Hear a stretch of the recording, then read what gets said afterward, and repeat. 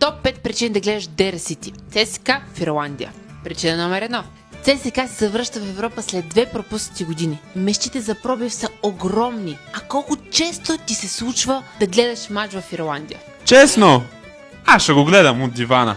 Малко скъпичко ще ми дойде до Ирландия. Глупости. За 130 евро на човек можеш да отидеш и да се върнеш. А и през Милано ще излезе още по-евтино. Милано! Дай може да видим Сан Сиро преди да го бутнат. Това е сериозен аргумент. Но какво да правя докато си на матч? Причина номер 3. Може да разгледаш Дери, приятно градче, а наблизо е Белфаст и пътеката на великаните. Това вече звучи яко.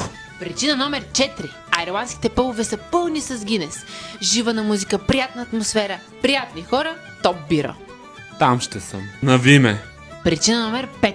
Дери Сити е корав ирландски отбор. Атмосферата ще е страхотна. Стадион ще е пълен. И ЦСКА няма да има лесен матч. Точно това е чарът на европейските гостувания. Пишете в коментарите дали ЦСКА ще отстрани Дери Сити.